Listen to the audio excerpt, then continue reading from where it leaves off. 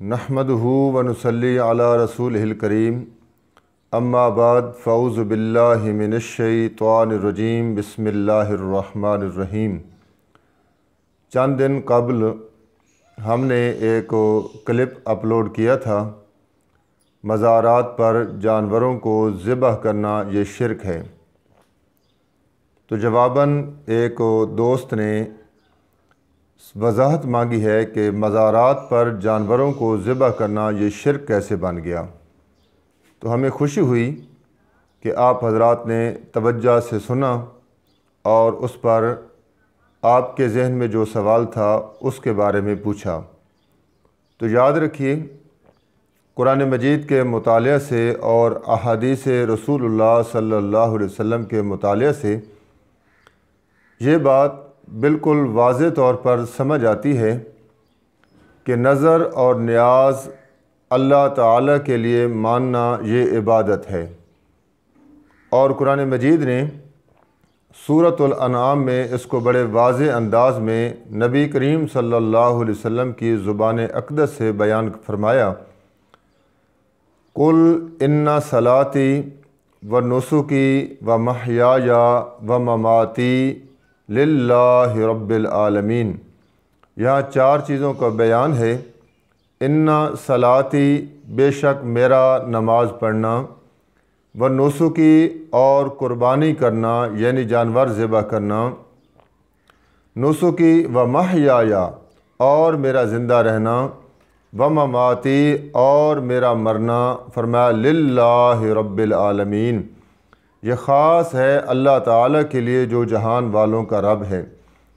اس میں آپ اس لفظ پہ غور کریں، نسکی، میرا قربانی کرنا بھی یہ اللہ کے لیے ہے، یعنی جانوروں کو ذبح کرنا یہ خاص ہے اللہ تعالیٰ کے لیے۔ اور اسی طرح سامعین ذی وقار، عبادت کی تین اقسام ہیں: قولی عبادت، بدنی عبادت، اور مالی عبادت، جس کو ہم نماز کے اندر پڑھتے ہیں، التحیات للہ والصلوات والطیبات۔ قولی عبادت بھی تیرے لیے، بدنی عبادت بھی تیرے لیے، اور مالی عبادت بھی تیرے لیے۔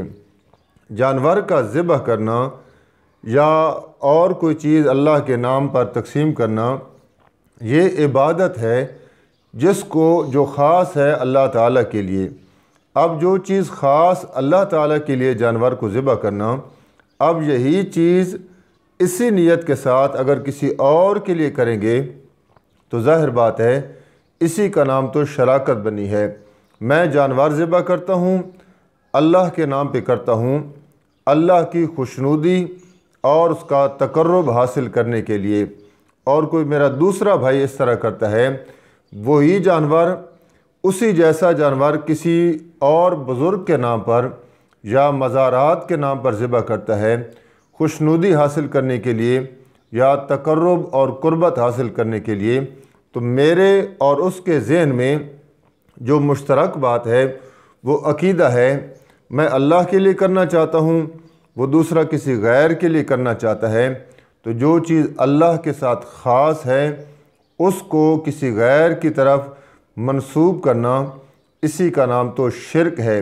چنانچہ علامہ شامی رحمۃ اللہ علیہ لکھتے ہیں رد المختار میں کہ ان النظر عبادت والعبادت لغیر اللہ کفر صریح و شرک قبیح، کہ نظر نیاز یہ عبادت ہے، اور عبادت اللہ کے لیے خاص ہوتی ہے، کسی غیر کے لیے عبادت کا حصہ ڈالنا یا اس کی طرف منسوب کرنا یہ واضح طور پر کفر ہے، اور یہ ایک انتہائی شرک ہے، کبھی فعل ہے، برا فعل ہے۔